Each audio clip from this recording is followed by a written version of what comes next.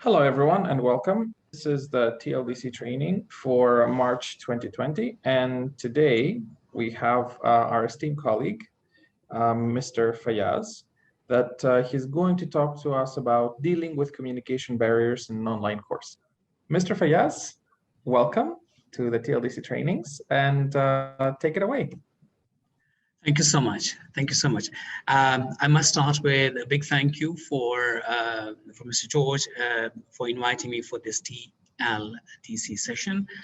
So I would like to take my start with like, if I can correctly recall, like a few weeks back, we received an email, and that email reminded us about that we have completed 1 year of online instruction.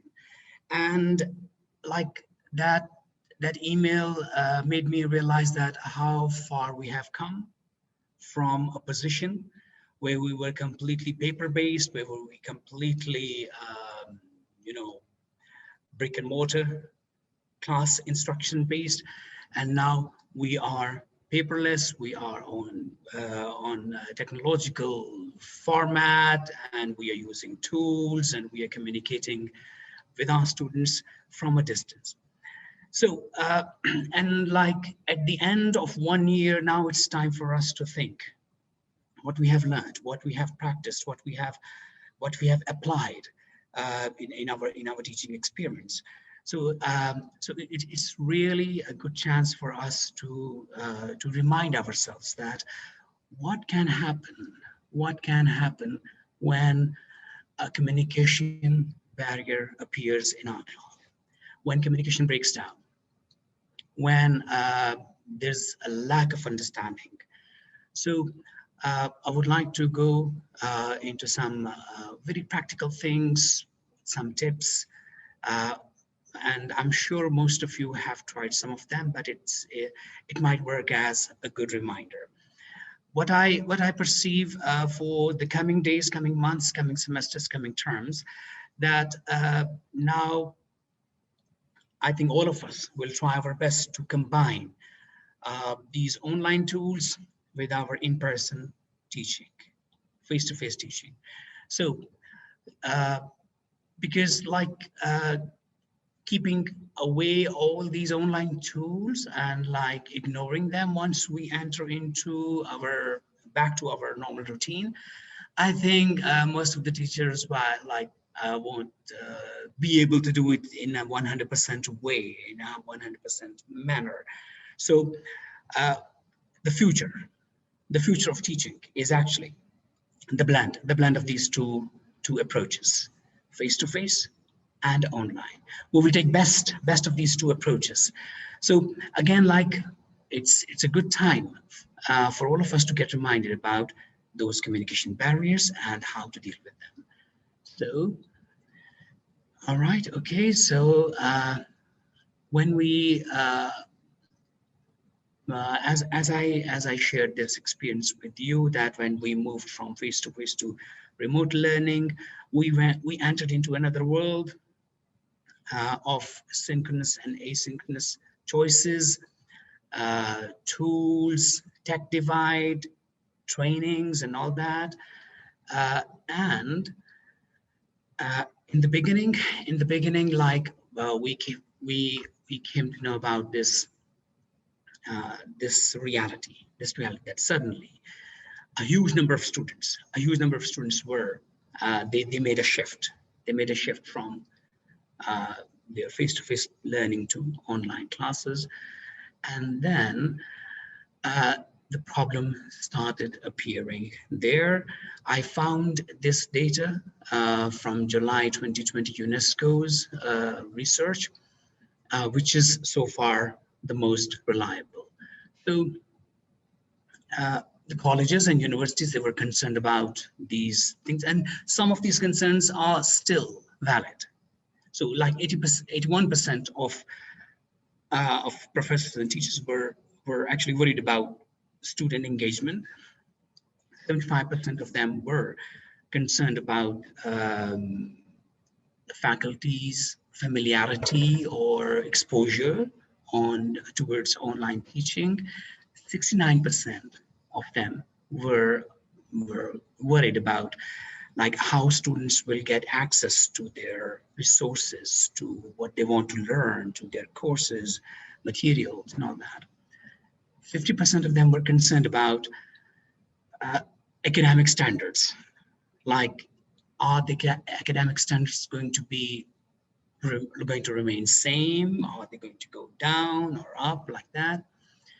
And 50% of them expressed their concern about availability of technology, which is still a problem in many parts of the world. That is that technology, the medium available to students so that they can access information, materials, sources for their learning. So, uh, so keeping these concerns in mind,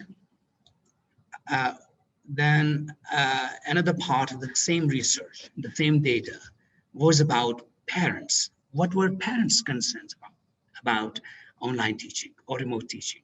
So overall, parents graded the online learning and teaching experience like at the point of 5.6 out of 10.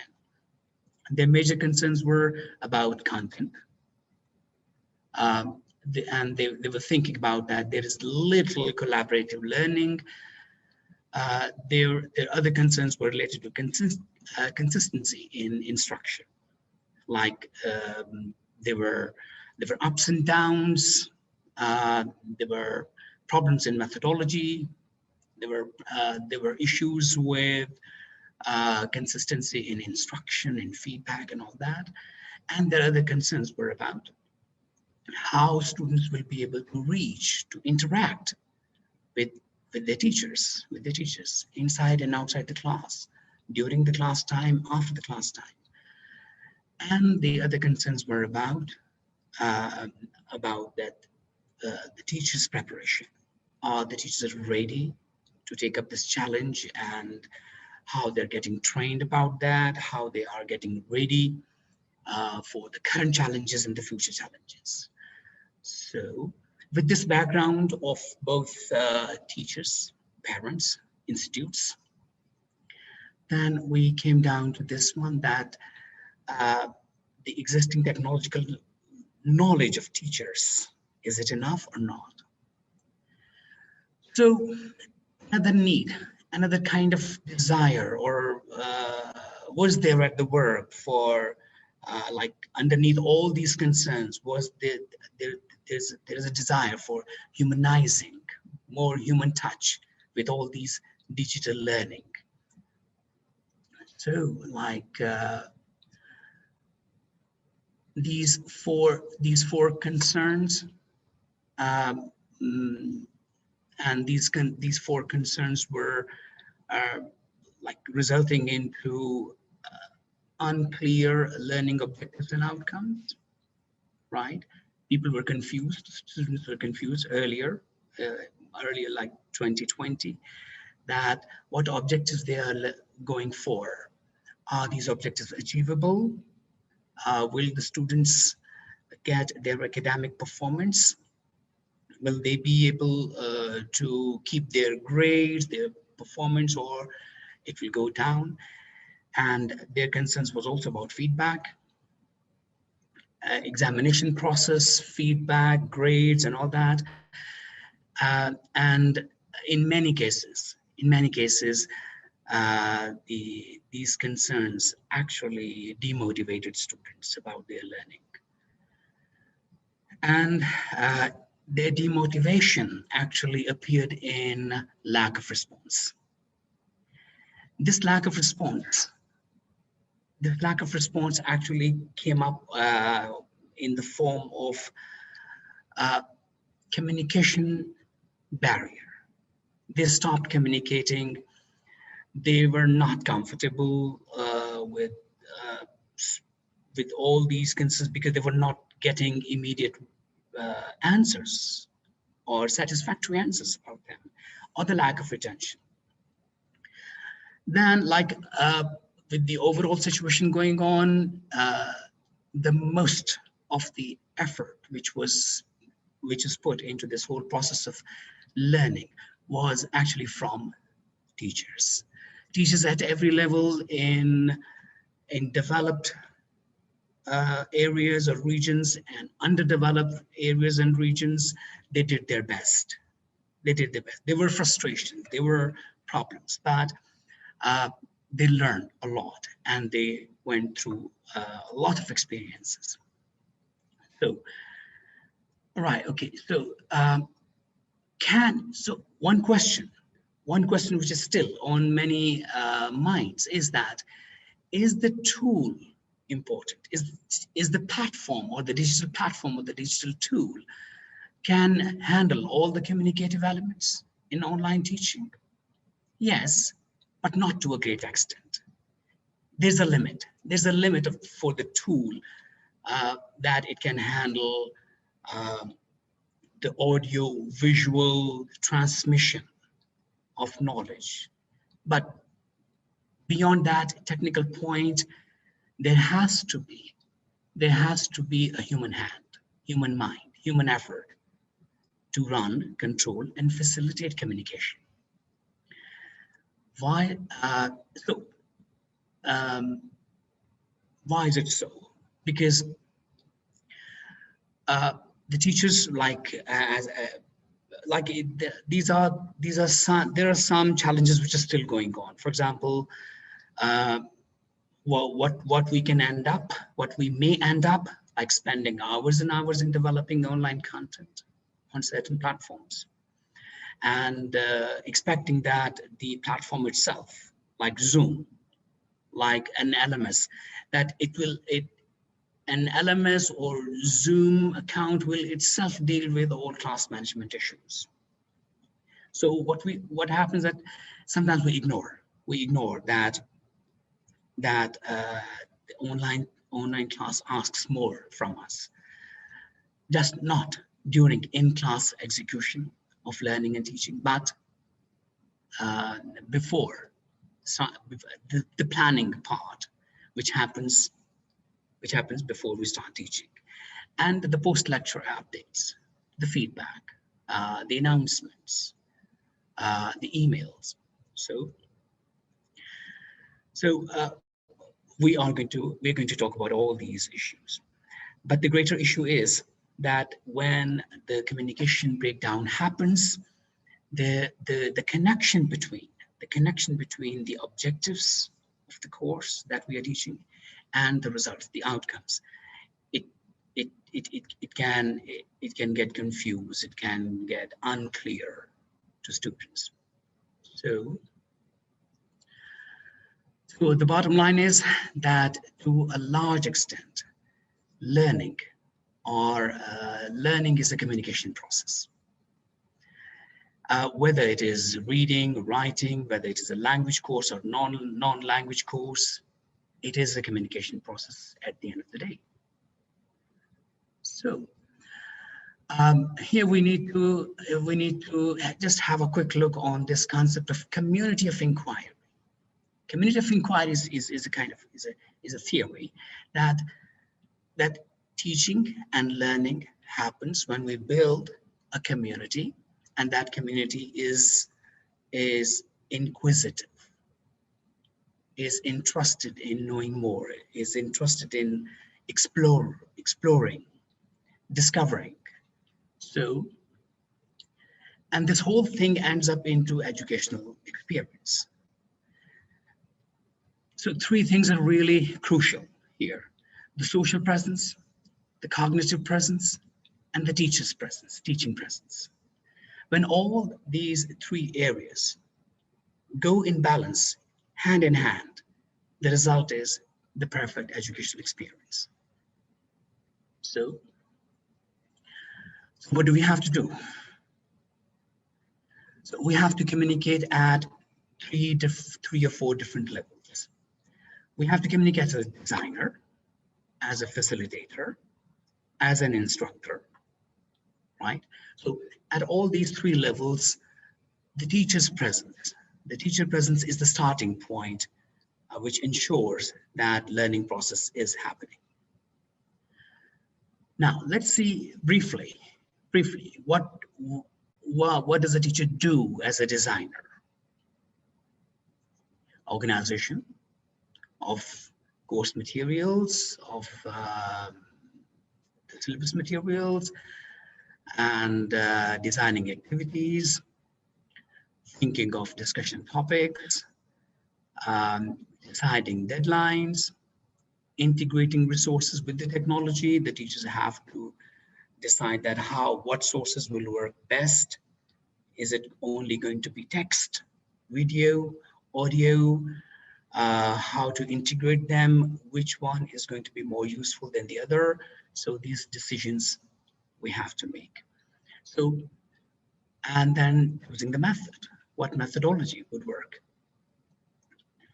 And before we start even teaching, we need to decide that what should be acceptable in an online class and what should not be acceptable in an online class. So navigate are really important. Like ignoring these navigates can really result into breakdown of communication. And then when all these above things happen, we also look at the other side, like the both sides, students, parents, and the management, the institute. So we need to fulfill the requirements of overall stakeholders and all who are participating in this process of teaching and learning.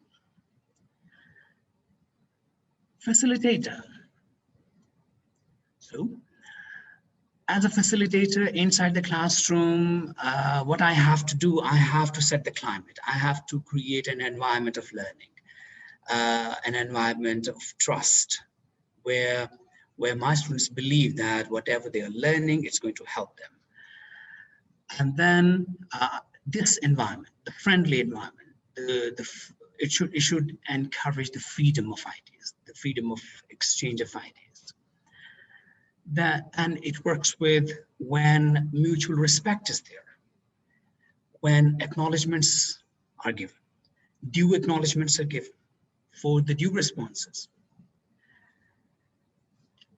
Choice of precise prompts, which can actually trigger exploration, learning.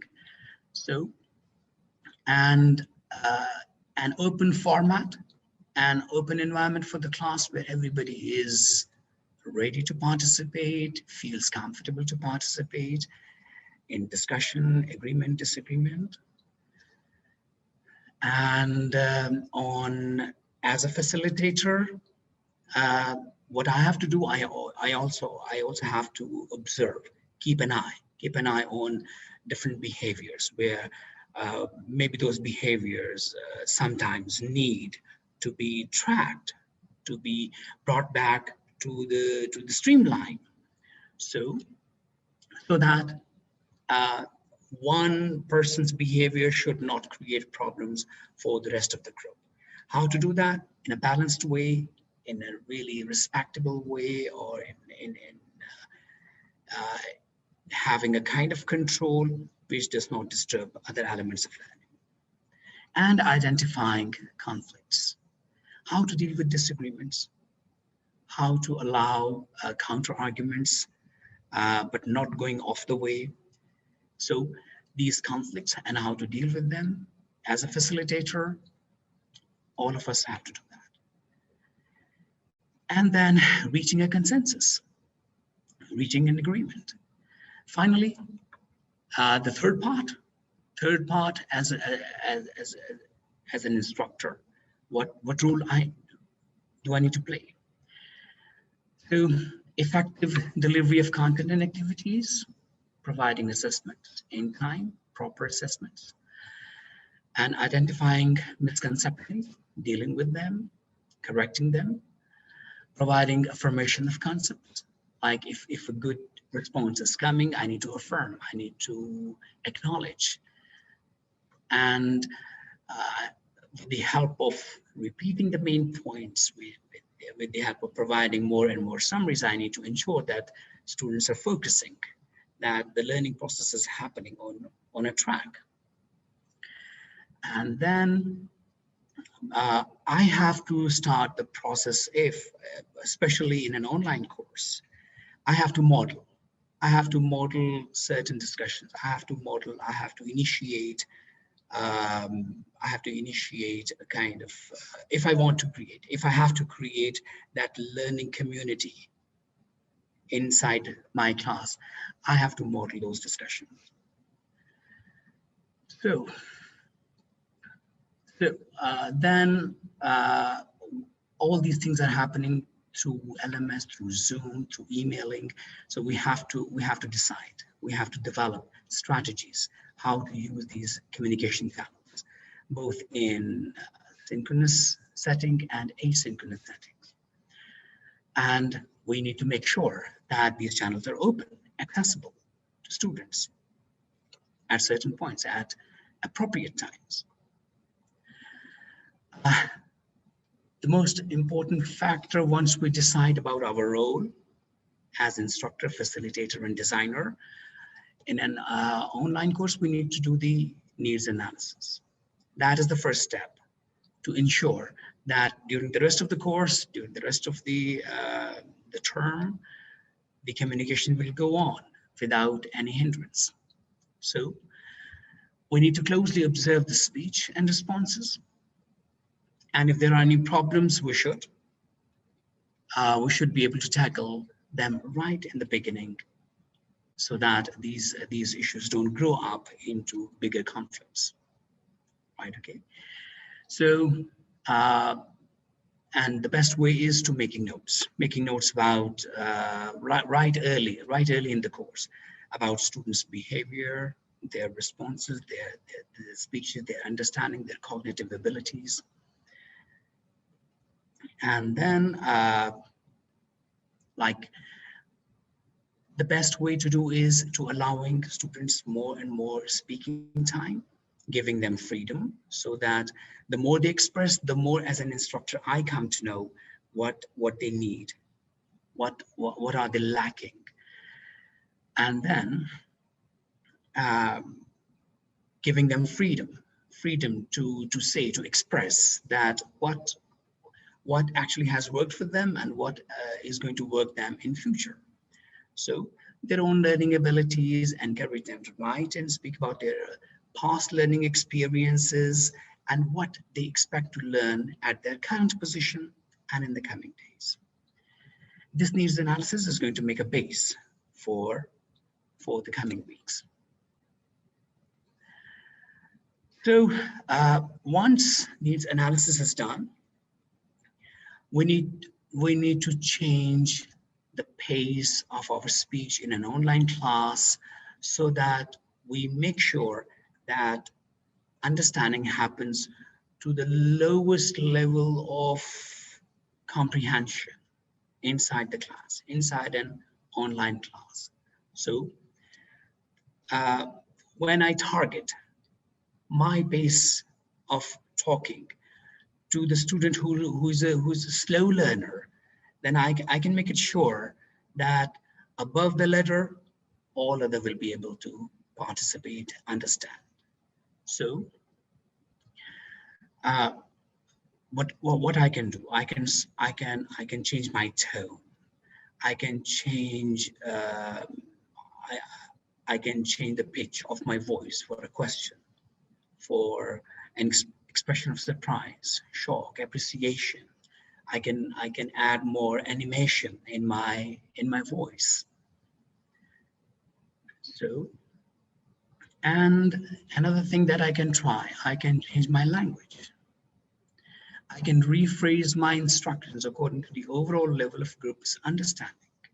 Again, I need to target the lowest level of comprehension, which I may have in any class. Like every group of student is a mixed ability group. Students are like, they're not robots. They're human beings. They can be ups and downs in their understanding. There can be different levels, different pace of absorbing information, and getting involved, getting ready for an answer, different levels of hesitation, different levels of encouragement or motivation students have. So I should rephrase my instructions according to all levels of the group of students. So what I can do, I can avoid idiomatic expressions. I can keep my language straight, simple. I can avoid very difficult grammatical structures. I can speak in statements which are direct, uh, which are not very complicated or complex. Those complex statements may work in writing, but not in speech. Not in speech. So I can go for a simpler choice of verbs and verb tenses. I can, what I can do, I can, something that I have never practiced with my students. I should avoid that. I should avoid that in my verbal in-class instructions and written. And then I can make my words, I can make my word choice more focused. For example, I can use more meaningful nouns instead of saying people. It's a very generalized concept. For a group of people, I can say crowd, mob, customer, client, and I can replace a lot of pronouns with more meaningful nouns, like customers, patients, travelers, instead of using they. So then I can change the stress on keywords, right? The keywords carry the most of the information, adjectives, action verbs, proper nouns, and some parts of the sentence.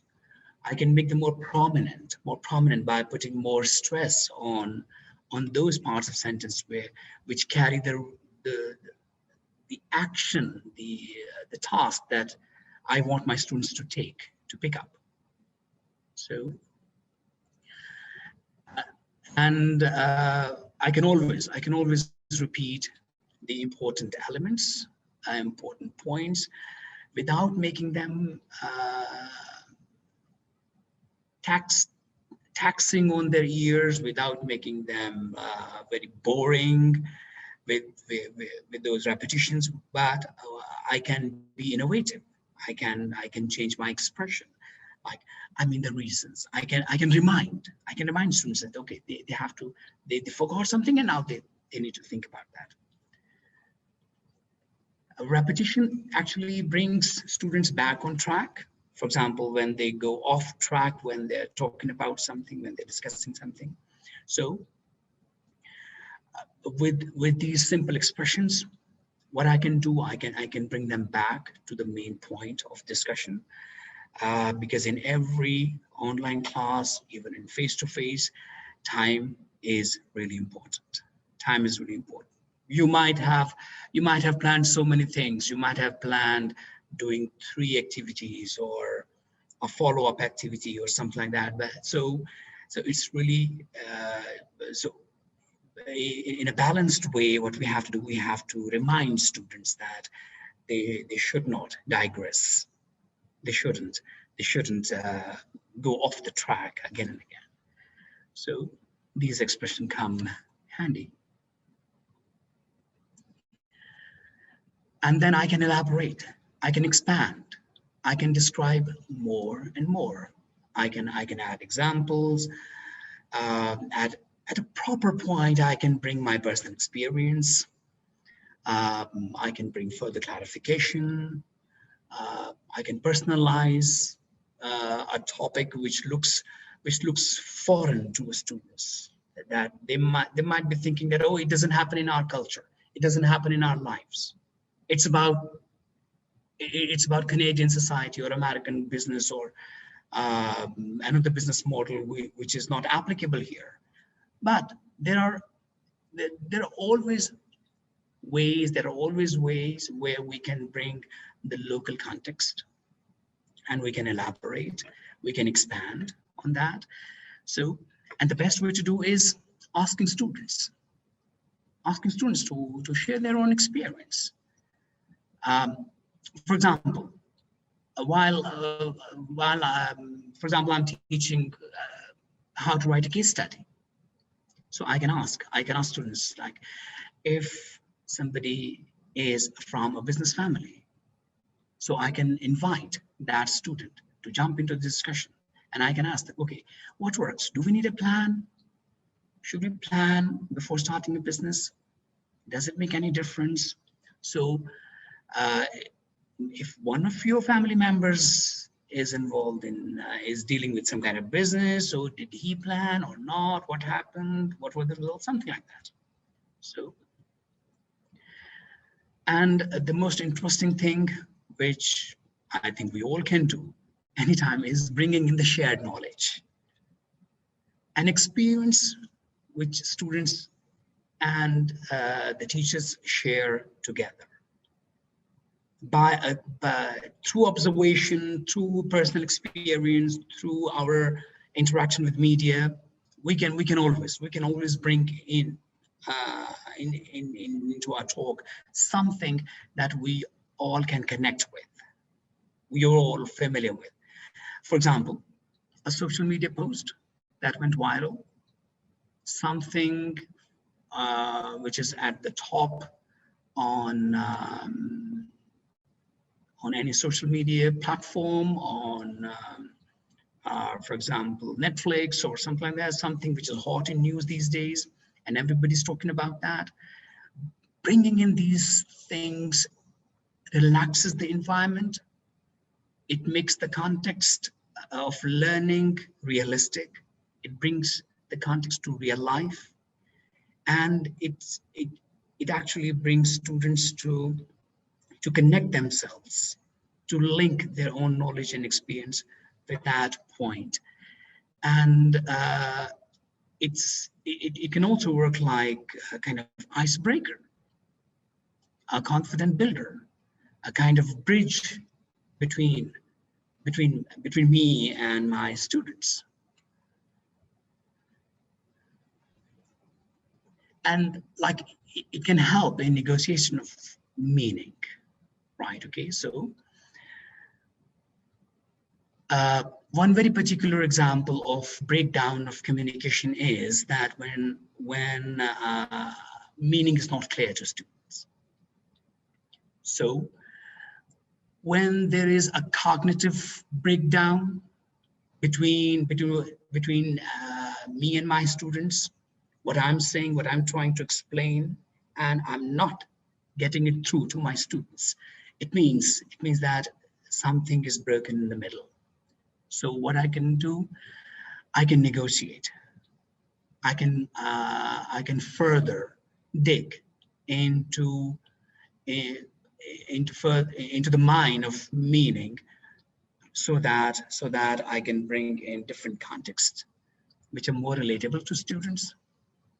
So I can bring in more different shades of meaning, contexts. I can start a discussion. I can allow agreements, disagreements, advantages, disadvantages of that thing, causes, effects. So it is a kind of expansion of the topic, yes, but the purpose is to bring in all sides, all aspects of the topic into our discussion, so that wherever student lost the connection, he can build it up. He can reconnect his understanding with meaning. Another point that is really important in building up that communication bridge in an online class is repairing misunderstanding. In an online class, when students are not, when you cannot see their faces, students have they have switched off their cameras. It's really difficult to understand, are they understanding or not, when you don't hear a yes or no or something like that. So I don't know what is happening on the other side. So what I can do,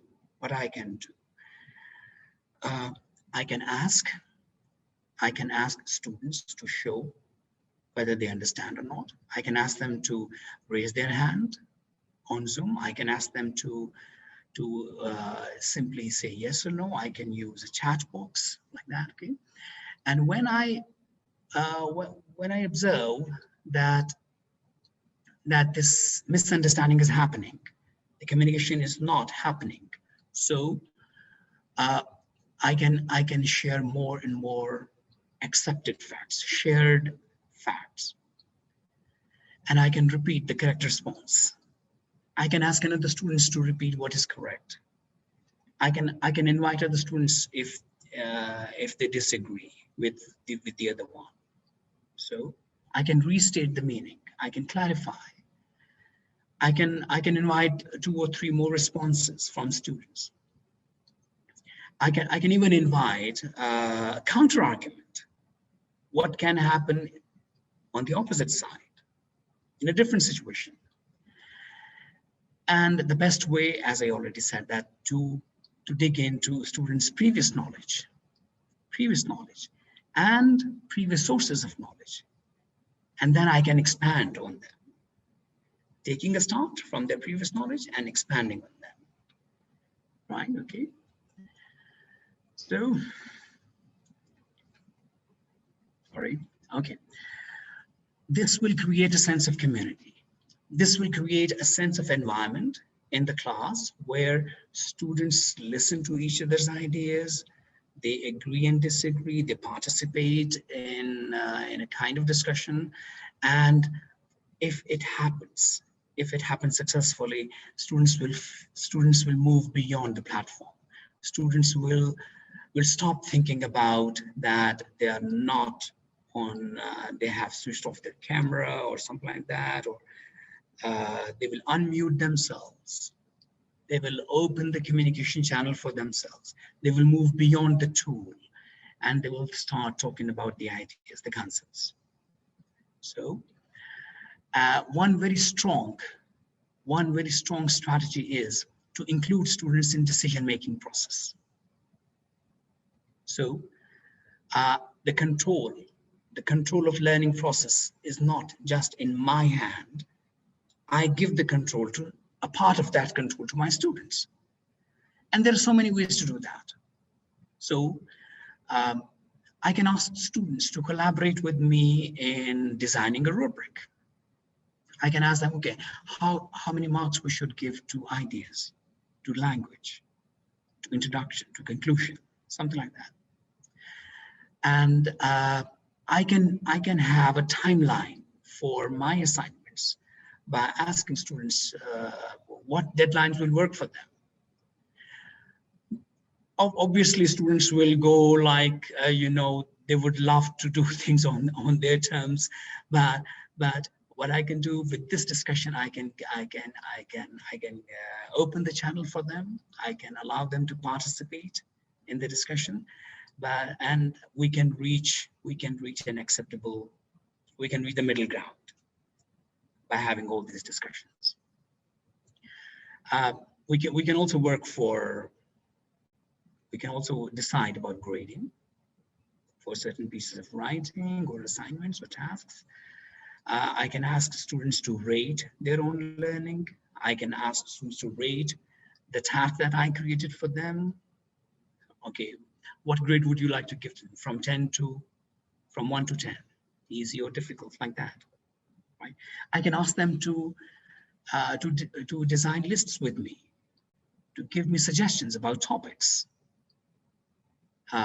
So in this way, when the students will become the part of this decision-making process, they will own this experience. They will own their own learning. Maybe not 100%, but a part of it.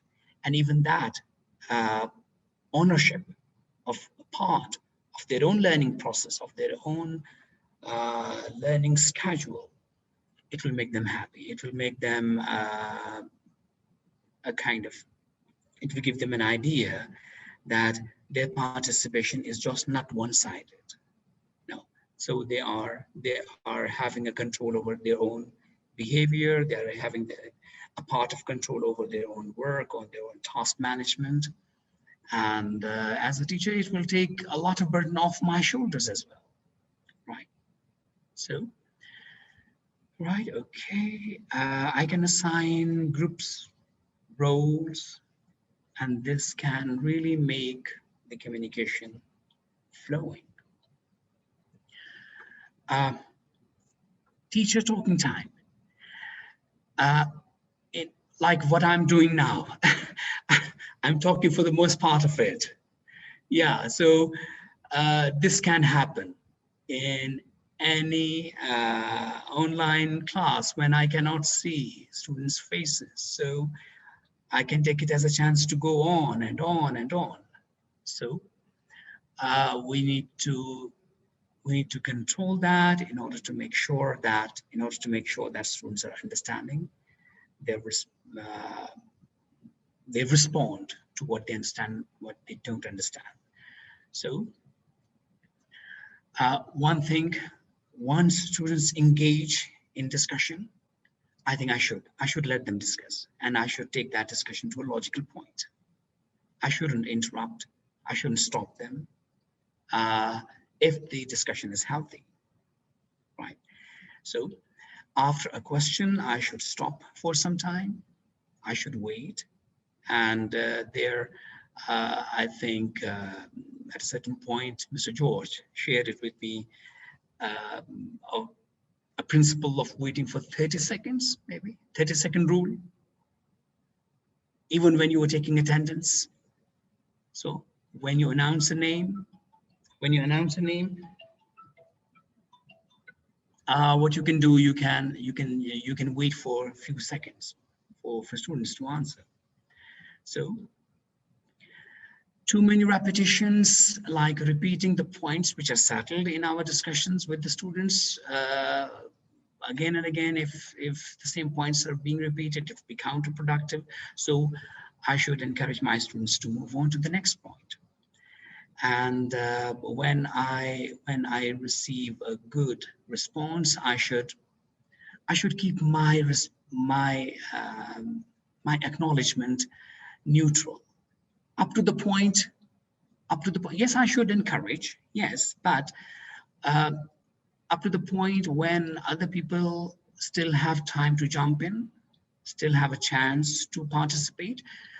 Up to that point, I should keep it neutral, like, okay, so that other people can jump in, and they can add their own points into that, and the discussion go on, right? Okay, so I should make my corrections limited, or up to, like, I should correct a mistake only when it gets into distortion of a concept, or when some utterance becomes very difficult to understand.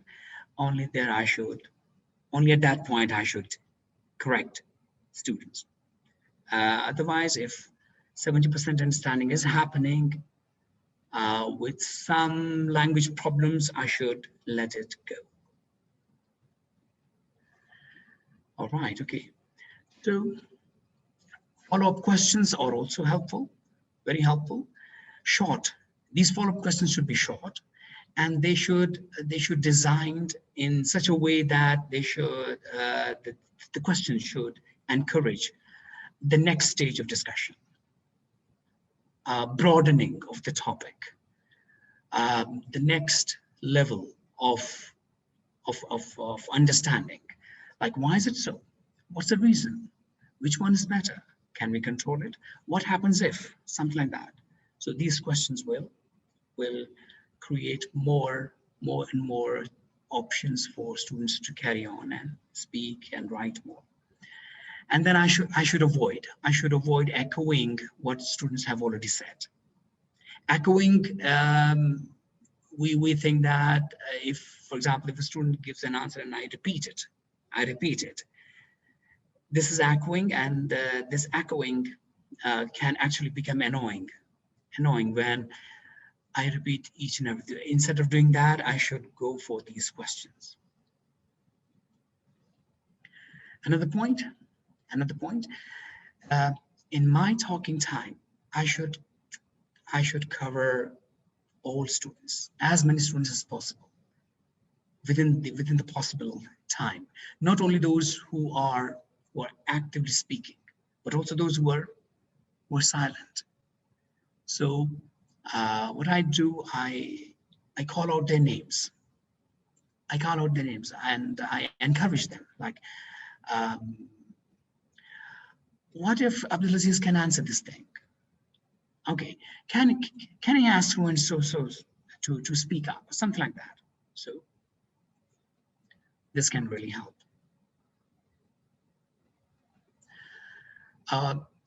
There's one area where a careless expression, a careless reference can actually shut students' conversation or communication. For example, if a biased reference comes into our discussion about gender, nationality, ageism, racism, religion, or against any language, this can break up the healthy environment, the friendly environment which is happening in the class or during a discussion. So it can break the trust. So we should be very, very careful about these things. Announcements actually are the big part of communication. Why? Because when I announce an assignment or the due date or deadline, then I can expect a lot of questions. Where should I submit the assignment? What is the deadline? What's the grading? What is the passing marks? So and so. Are there 2 attempts? So timely announcements and making complete assignments covering all the aspects is really important. And this takes me to the point that how to write those announcements and emails.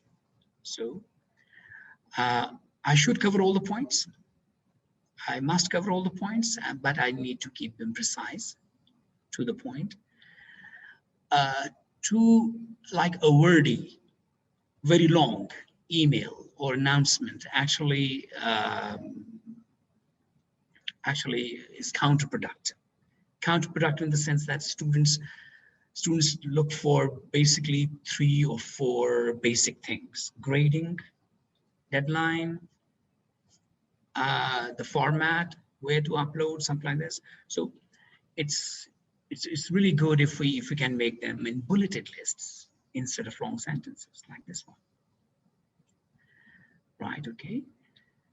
So, and here it takes me to the end of this talk, this discussion. So I should be visible to my students. I should be there. I should be present for their discussions, their understanding, their comprehension. I should be organized. I should be caring. I should be analytical in understanding their students' needs, analyzing their needs, and what to do about that. And I should lead by example. That's all. Thank you so much. Thank you so much. I'm sure most of you already have been practicing so many of these things, and most of you have improvised upon these things, but I'm sure it worked as a good reminder to have a smooth flow of communication in your online class. Thank you. Thank you, Fayaz. I think that was very useful, very good tips, and lots of information. If anybody has any questions, feel free to unmute or type it in the chat. And then I'm also going to put the evaluation and certificate form, if you like. Just give me a second.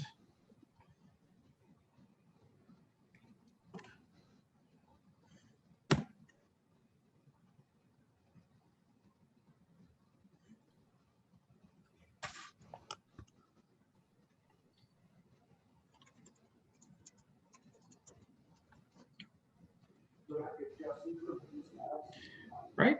So I don't think there are any questions. Fayaz, thank you so much for coming today and letting us know these techniques and all the advice. I think this is very, very useful. As usual, this is recorded and we're going to put it on the LMS page. So if you want to go back and watch it later, you're more than welcome. All right. Thank you very much, everyone. Thank you, Fayaz. Thanks to all the participants. Thank you for having me here. Thanks. It was my pleasure.